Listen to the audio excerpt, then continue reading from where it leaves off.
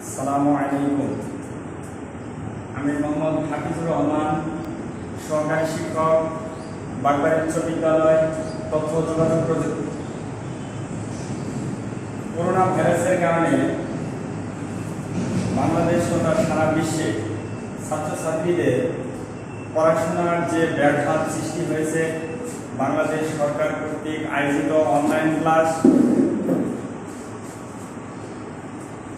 আমরাও শুরু করতে যাচ্ছি।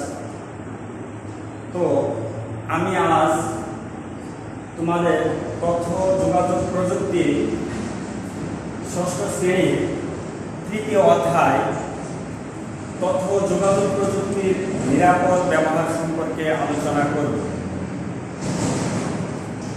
এই অধ্যায় শেষে আমরা শিখতে পারব তথ্য যোগাযোগ প্রযুক্তির কিছু যন্ত্রপাতি কেমন করে সুরক্ষা করতে পারি তা ব্যাখ্যা করতে পারি।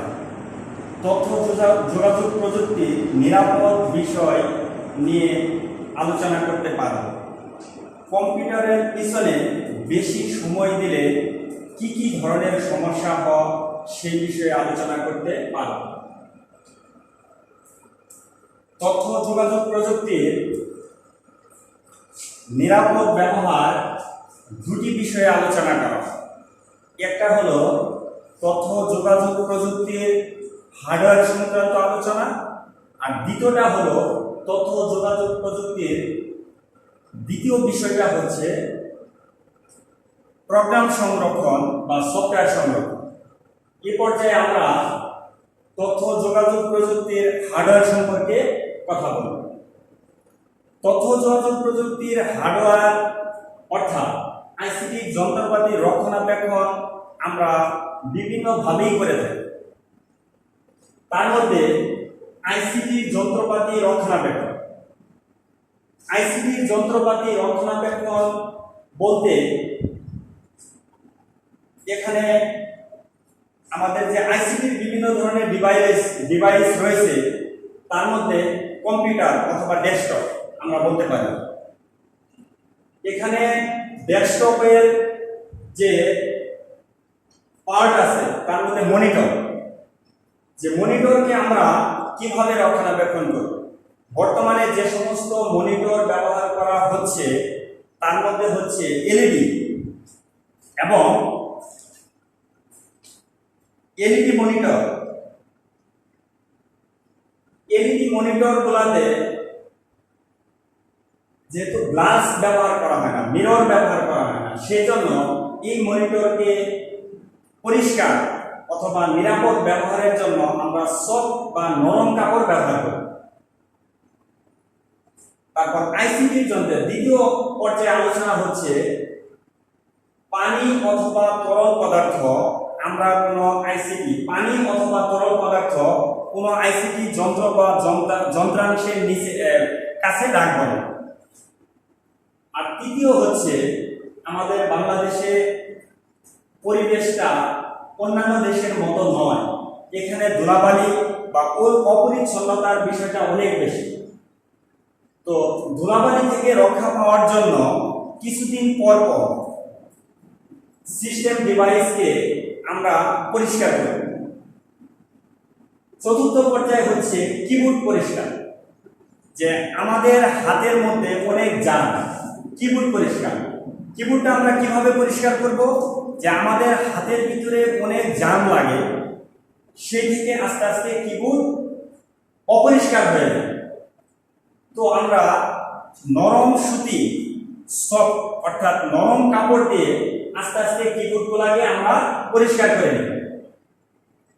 তারপর কিবোর্ডটাকে উল্টিয়ে একটু ঝাঁকি দিয়ে ভিতরে যে ময়লা আছে সেই ময়লাটা আমরা পরিষ্কার করে নিই। পঞ্চম পর্যায়ে আমরা মাউস পরিষ্কার করি।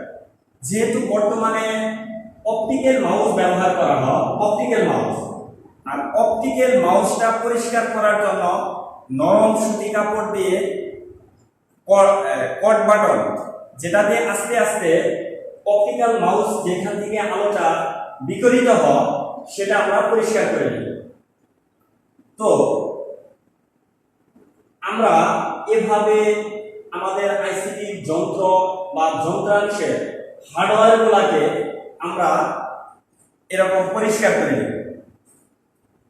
যদি আমরা আমাদের আইসিটির যন্ত্র বা যন্ত্রাংশগুলোকে সুন্দর এবং পরিষ্কার রাখি, তাহলে সুন্দরভাবে আমরা আমাদের ইলেকট্রনিক ডিভাইস তথা মোবাইল, স্মার্টফোন, আমাদের ডেস্কটপ, আমাদের ল্যাপটপ সময়ের চেয়ে বেশি সময় টিকে যাবে। আর যদি আমরা আনাড়িভাবে ব্যবহার করি, কোনো সময় আমাদের আইসিটি যন্ত্রাংশগুলো পরিষ্কার না করি, খুব তাড়াতাড়ি আমাদের ডিভাইসটা নষ্ট হয়ে যাবে। তো আমরা এখানে দেখাবো আমাদের যে পাঠ্যপুস্তকের বই ষষ্ঠ শ্রেণীতে, এখানে আমরা দুইটা ছবিকে দেখাবো। একটা হলো ভুল বৈদ্যুতিক সংযোগ আর হলো সঠিক বৈদ্যুতিক সংযোগ। ভুল বৈদ্যুতিক সংযোগে দেখা হয়েছে যে এখানে কোনো প্লাগের সাথে কোনো সকেট সংযুক্ত করা হয়, আর সঠিক বৈদ্যুতিক সংযোগে ত্রিপুলি প্লাগ, সুন্দর প্লাগ ব্যবহার করা হয়েছে। আর তৃতীয় পর্যায়ে মাদারবোর্ডের একটা ছবি দেখানো হয়েছে, এখানে প্রসেসরের উপর কুলিং ফ্যান সংযুক্ত করা হয়েছে। চতুর্থ পর্যায়ে কম্পিউটারের বাতাস প্রবাহ যেন ঠিক থাকে সেটা ঠিকঠাক মতো সেট করা হয়েছে।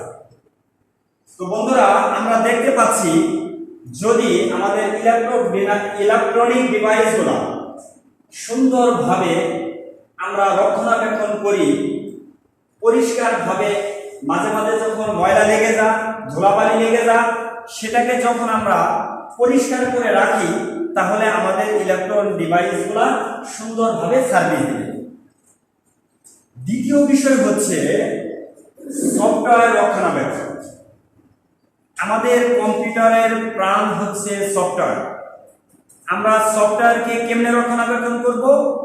সফটওয়্যার রক্ষণাবেক্ষণ হচ্ছে আমাদের প্রোগ্রামগুলা যেন চুরি না হয়ে যায়, আমাদের কম্পিউটারের প্রোগ্রামগুলা যেন সঠিক থাকে। এই জন্য আমাদের কম্পিউটারে আমরা লাইসেন্সকৃত অ্যান্টিভাইরাস ব্যবহার করব। যদি আমাদের ইলেকট্রনিক ডিভাইস, কম্পিউটার, ল্যাপটপ অথবা স্মার্টফোনগুলোতে লাইসেন্সকৃত অ্যান্টিভাইরাস ব্যবহার করি, তাহলে ক্ষতিকারক কোনো ভাইরাস আমাদের ফাইল বা কোনো প্রোগ্রামকে নষ্ট বা ধ্বংস করতে পারবে না। তো সফটওয়্যার রক্ষণাবেক্ষণ বলতে মূলত অ্যান্টিভাইরাসকেই আমরা ব্যবহার করে থাকি। তৃতীয়ত, আইসিটি ব্যবহারের ঝুঁকি ও সতর্কতা অবলম্বনের পন্থা।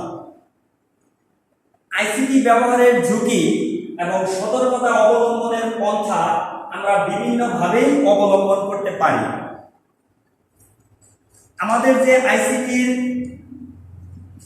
বই সরকার কর্তৃক পাঠ্যপুস্তক করা হয়েছে, এখানে বিভিন্ন ছবি তুলে ধরা হয়েছে, দৃশ্য দেওয়া হয়েছে। কম বয়সী ছেলেমেয়েদের নিয়মিতভাবে সাঁতার কেটে বা মাঠে দৌড়াদৌড়ি করে খেলাধুলা। এখানে আরেকটা দেওয়া হয়েছে যে ইলেকট্রনিক ডিভাইসে সংযোগটা সঠিকভাবে ব্যবহার, সঠিকভাবে না দেওয়ার কারণে ইলেকট্রনিক ট্রাবল দেখা দিচ্ছে। তো আমরা বলতে পারি আইসিটির ব্যবহারের ঝুঁকি এবং সতর্কতা অবলম্বনের জন্য আমরা আমাদের আইসিটির ডিভাইসগুলা সঠিক মতো সেটিং করব, আমাদের সফটওয়্যারগুলোকে সঠিক মতো ইনস্টল করব, প্রত্যেকটা প্রোগ্রামকে একটার পর একটা আমরা কাজ করে যাব। যদি আইসিটি ব্যবহারের ডিভাইস বা যন্ত্রাংশগুলো সঠিকভাবে সেটিং এবং সফটওয়্যারগুলোকে আমরা সঠিকভাবে ইনস্টল করে আমরা কাজ করি, তাহলে আমাদের আইসিটির যন্ত্র বা ইলেকট্রনিক ডিভাইসগুলো ঠিক থাকবে এবং আমরা স্বাচ্ছন্দ্যে কাজ করে যেতে পারব। তো বন্ধুরা, এই ছিল মোটামুটি আমাদের আজকের আলোচনা, তথ্য যোগাযোগ প্রযুক্তির নিরাপদ এবং নৈতিক ব্যবহার। তোমরা তোমাদের যে পাঠ্যপুস্তক রয়েছে পাঠ্যপুস্তক তোমরা ভালো করে পড়বা, পড়লে আরো সুন্দর এবং পরিষ্কার ধারণা তোমাদের এসে যাবে যে তথ্য যোগাযোগ প্রযুক্তির নিরাপদ ব্যবহারটা কি, কিভাবে আমরা আমাদের হার্ডওয়্যার বা যন্ত্রাংশ সমূহকে সংরক্ষণ করতে পারবো এবং আমাদের প্রোগ্রামগুলো যেন নষ্ট না হয়, আমাদের প্রোগ্রামগুলো যেন চুরি না হয়ে যায়, এটা আমরা কিভাবে সংরক্ষণ করব, যে আমাদের পাঠ্যপুস্তক বই যদি আমরা ভালো করে ফলো করি, অনুসরণ করি, তাহলে আমরা সঠিকভাবে জানতে পারব। তোমরা ভালো থাকো, সুস্থ থাকো এবং আমাদের পরবর্তী ক্লাসগুলো তোমরা যথারীতি ফলো করবা, অনুসরণ করবা, তাহলে আশা করি তোমরা আইসিটি সম্পর্কে অনেক কিছু জানতে পারবে। আল্লাহ হাফেজ।